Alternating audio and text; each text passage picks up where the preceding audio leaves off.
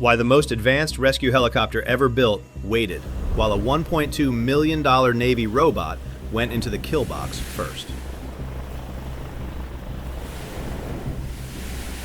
The night of June 8, 2026. A single AH-64 Apache running low over a black sea, no moon, the rotor wash flattening the water a few feet below the wheels. This is the Gulf of Oman, just outside the Strait of Hormuz, and the helicopter is hunting fast boats in the dark. Then something goes wrong. A collision, a hit, a failure in the drivetrain, the investigators are still arguing which, and an Army attack helicopter drops out of the sky and into the water. 2 aviators get out. They are alive. And now they are floating in the swells, in the dark, in water that sits well inside the range of Iranian weapons. Here's the part that should stop you. In theater that night, ready to fly, the United States fields the HH-60W Jolly Green II, the most advanced combat search and rescue helicopter ever built. It reaches 690 nautical miles, refuels in midair through a probe, defends itself with 2 miniguns, and carries a pararescue team drilled for exactly this kind of night. And we do not send it in first. A manned helicopter does fly that night. It is what finally lifts both aviators clear of the water, but only after something else has gone in ahead of it. The thing that reaches the 2 pilots first is a 24-foot diesel hull, priced at roughly $1.2 million, with not a single human standing on its deck. A robot boat. Now, the easy story writes itself. The robot was cheaper, the robot was closer, the robot happened to be the new thing in the fleet. Every one of those answers is a what. None of them is the why. Because the right rescue helicopter was ready that night, the Air Force's HH-60W, and a 24-foot boat is not braver or smarter than a Jolly Green II. The real reason is something the engineers had watched play out just 2 months earlier in this very operation. When an HH-60 force flew toward a downed F-15E crew deep inside hostile territory, the rescue did everything right, and it still grew to 155 aircraft. 2 rescue helicopters took fire and absorbed damage before they flew home. Nobody made a mistake. That is the unsettling part. The system worked exactly as designed, and the price of bringing 2 crew back was still 155 aircraft put at risk. The honor of leaving no one behind is real. It is also a lever an adversary can pull. This is Navy Decoded. Forget whether the robot is cool, sit with the engineer's question underneath it. Why does sending humans to save humans sometimes become a losing calculation? And why does only an unmanned machine break it? If that question grips you the way it grips us, subscribe and stay to see how these machines actually win. To understand why a rescue can be more dangerous than the battle that caused it, you first have to look at the water those 2 pilots were floating in. Start with the operation. Epic Fury opened in late February 2026. The United States against Iran fought around the Strait of Hormuz, the keyhole where roughly 20% of the world's oil passes every day. Army Apaches were flying low patrols over the surface to break up IRGC fast boat swarms. Flying low in a dense anti-access environment does one thing reliably. It turns the aircraft into a target. On the night of June 8th, an AH-64E Apache went into the sea. The cause is still contested. It may have been a Shaheed 136 loitering munition, a collision, or a hit. It may have been mechanical. The AH-64E fleet has been under investigation since the spring for an accessory gearbox failure that can take out tail rotor thrust, electrical power, and hydraulics in one cascade. The investigators will sort out which. The result does not change either way. 2 Army aviators left the aircraft and dropped into international water that sits under the cone of Iranian weapons. And the reason that matters, the reason every commander watching the radar that night already felt it in the stomach, is that we had a precedent, and it was only 2 months old. In this same epic fury, an F-15E Strike Eagle was brought down by Iranian air defense, and its 2 crew came down by parachute. The rescue that followed nearly became the second disaster. We will open those numbers up in a moment. For now, hold one fact. Across all of Epic Fury, by mid-May, a Congressional Research Service tally put losses at 42 aircraft and climbing. That is the shadow hanging over every commander the night the Apache went down. Now here's the part everyone gets backwards. You assume the problem for a pilot in the water is survival. The clock, you assume, is hypothermia. It is not. The Gulf of Oman in June runs about 88 degrees at the surface. The survival tables that say you have 1 hour in 41-degree water are meaningless here. A healthy aviator in a life vest can float for hours. So the body's clock is barely ticking, which is exactly what makes the other clock lethal. Because a pilot who survives does the one thing survival requires. He turns on his rescue beacon. The PRC-112, a signal flare, a signal mirror against the moon. Every single tool that keeps him alive is also a tool that advertises his coordinates to whichever side hears it first. On a flat sea, a human head plus a radio transmission is the cleanest target a sensor will ever see. The clock that is running is not counting his core temperature, it is counting who locks onto that signal first. Everything that saves him also exposes him. That is the inversion that turns a rescue into a trap. So open the rescue equation up and watch it eat itself. Classical combat search and rescue is a problem of accumulating risk. To carry one wounded man off a forward line, you typically pull at least 2 healthy men out of the fight to do it. That is the cost on land. At sea, inside an anti-access bubble, the multiplier gets far worse. Open the F-15E numbers we set aside. To recover 2 downed crew, the United States committed 155 aircraft, among them 4 bombers, 64 fighters, 48 refueling tankers, and 13 dedicated rescue aircraft, into and around hostile airspace. Commanders called it one of the most complex missions in the history of American special operations. 2 rescue helicopters from the H-60 family took small arms fire and absorbed damage before they turned for home. The exposure ratio is the thing to sit with. We committed 155 aircraft to bring 2 crew back from deep inside hostile territory. That is not an anomaly. That is the default price of manned CSAR inside a contested zone. Here is the physics of the trap, and it is a positive feedback loop. The adversary does not need to do anything to the pilot. He brings down an aircraft in order to open a trap with fixed coordinates. The splashdown point is the one location the rescue force is obligated to come to, and the enemy knows that rendezvous before we do. A Shahed 136, cruising around 100 knots, carrying roughly 90 to 110 pounds of warhead, guided by inertial navigation corrected by satellite, does not need to search for anything. It loiters over the area and waits. The rescue advertises where it will appear. And the open sea makes that trap inescapable because of geometry. On land, a downed pilot has terrain, a ditch, a tree line, rock, to break line of sight and buy time. On the open ocean, there is no third dimension to hide in. It is a 2-dimensional plane, high in thermal contrast. A body at roughly 98 degrees floating on 88-degree water reads as a bright point on an infrared sensor at night, with nothing to mask it and nothing to scatter the return. The location problem collapses to a single variable: who gets a sensor over the area first? The water gives the pilot no chance to slip away. It only decides who reaches him first. And once the adversary knows precisely where that plane of water sits, the rescue stops being a rescue. It is a race to a coordinate that has already been exposed. Our promise is that we leave no one behind. And that promise is exactly the weakness the enemy aims at, because it guarantees the response. It tells the adversary that wherever a pilot goes down, we are coming, in force, to a coordinate he already controls. The more we send toward the splashdown point, the larger the return he collects for the same single weapon. The arithmetic of rescue flips its sign, from an operation that brings people home to one that puts more at risk than it recovers. If the trap is now that clear, then the next question is not whether we own a capable enough rescue helicopter. The Air Force fields the best one ever built. The real question is what that helicopter is forced to do the moment it reaches that fixed point. And the answer is the worst thing physics allows. Before we open that physics up, the machine deserves a fair hearing, and the Jolly Green 2 has earned every bit of it. It reaches out 690 nautical miles and refuels in the air through a probe, carrying nearly double the internal fuel of the original Black Hawk. It defends itself with infrared countermeasures and 2 miniguns, and it brings a para-rescue team drilled for precisely this mission. Everything about it is right, for a different problem. It was built for rescue in a permissive or semi-permissive environment, where the threat has already been thinned out before the helicopter ever arrives. Here is the constraint that breaks it. To hoist a survivor off the surface, the helicopter has to hover, hold one fixed point, low to the water, for minutes at a time. Hover is 0 kinetic energy, no speed to dodge, no trajectory to spoof a seeker.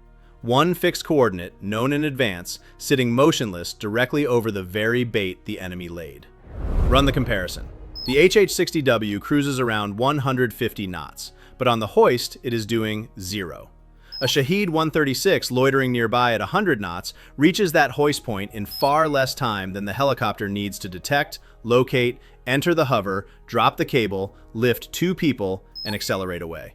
The exposure window is longer than the attack window.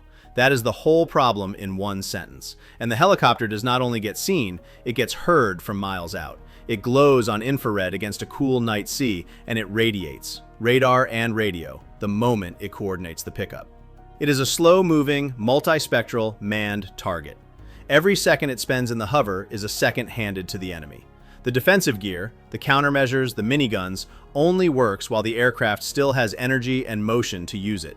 In the hover, it has neither. This is why "we already own helicopters" does not answer the question. We have the tool. But that tool, dropped into the most dangerous phase, becomes a gift to the adversary. The problem was never a shortage of platforms. The problem is that no platform that carries humans can survive the penetration phase. So if the real problem is we cannot send people into the penetration phase, the solution is not a better helicopter. The solution is to pull the human out of that phase entirely. That is what Corsair does. Here is the thing we have been circling. A rescue like this is not one job, it is 2. There is the job of reaching the pilot, crossing into the trap, finding him, getting him out of the water. And there is the job of carrying him home. For decades, we handed both to a single crewed machine, and that is exactly why the equation kept collapsing. The same aircraft that had to carry the human also had to be the first thing into the ambush. Because that is what the first arrival is. The splashdown point is a trap with fixed coordinates, and whatever reaches it first is what it was set for. First to the pilot is first into the enemy's sights. It is the most dangerous role in the whole operation, and it is unavoidable because someone has to get there. The only thing left to decide is what you are willing to send into it.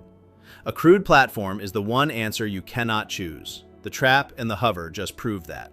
So whatever goes in first has to be unmanned. But being unmanned is not enough by itself, because the snare is built to punish 3 different things at once, and the machine that breaks it has to beat all 3. Corsair does. It has to be cheap enough to lose. The enemy only profits from springing the ambush if what arrives is worth more than the weapon he spends on it. At roughly $1.2 million, made from commercial parts and built in volume, Corsair erases that logic. Send a missile or a fast boat to stop it, and the shot costs more than the empty hull it wrecks. The trap snaps shut on nothing worth the trouble. It has to find the pilot without giving him away. Corsair carries no active radar to broadcast its arrival. It watches, instead, passive electro-optical and infrared, a full 360 degrees, reading the heat of 2 men on the dark water while putting out nothing the enemy can home on. The rendezvous he thought he controlled goes quiet. And it has to already be there. The clock started the instant the Apache hit the water, and a Jolly Green 2 would still be launching from a distant base and threading the air defense net while it ran. Corsair never had to launch at all. A Task Force 59 swarm had been loitering across the Gulf, around the clock, for months, so the nearest hull simply plotted its own intercept and was moving before any helicopter could turn a rotor. Mayday to safe, about 2 hours. Expendable, silent, already on station. Miss any one of those and the trap still closes. And Corsair is the only thing in that water holding all 3 at once. That is why it goes in ahead of the helicopter. The first arrival is a role you can hand only to a machine that is allowed to walk into the ambush, and newer or cheaper has nothing to do with it. Now the 2 jobs finally come apart. The unmanned hull takes the dangerous one. It crosses into the kill box, recovers both pilots from the water, and drives itself back out to a clean hub beyond the anti-access bubble. Only then does a crewed rescue helicopter arrive for the second job, hovering over a point that has already been swept, not over the trap. You stop flying the crew into the hot zone. You move the hot zone out from under the crew. That is the answer we opened with. We do not need Corsair to replace the helicopter. We need it to split the rescue into the part that must absorb the danger and the part that must carry the human, and to put a machine in the first and a crew only in the second. The helicopter still lifts the men. It just lifts them somewhere the trap can no longer reach. Now put the whole thing back together and give both machines the credit they earned. The robot boat that was built to be lost, and the crewed helicopter that can never be allowed to. One walked into the ambush so it could be sprung on nothing that mattered. The other did what manned rescue has always been best in the world at, lifting 2 people out and carrying them home. Neither one rescued those pilots alone. That, more than any single spec, is the point. So step back from that single night. We already watched a crewed helicopter finish the job. The final lift, out beyond the threat, exactly what manned rescue does best. So the point was never to retire it. The point is what the handoff changes everywhere else. Pull back far enough, and one rescue starts rewriting the math on more than one level at once. And notice the shape of it. This was a handoff across services, an Army crew down in the water, a Navy unmanned hull absorbing the penetration, and a crewed helicopter completing the lift once the danger had been moved. The machine that ate the risk belonged to one service. The crew that carried the humans belonged to another. That is what manned-unmanned teaming actually looks like when it works. The expendable platform and the irreplaceable one never have to occupy the same danger zone at the same moment. One takes the risk, then hands the survivors to the other once the risk has been moved. Now watch the equation flip. Earlier, saving 2 demanded exposing many, and the enemy was paid richly for one weapon. Here, the dangerous phase is absorbed by a $1.2 million hull, and the human carrying phase happens out of weapons range. The arithmetic of rescue turns positive again. The adversary loses the ability to turn that promise into a targeting solution. There is a second-order effect, and it is political. Every time Iran fires on a Corsair, they spend an expensive missile on a steel shell instead of on American service members.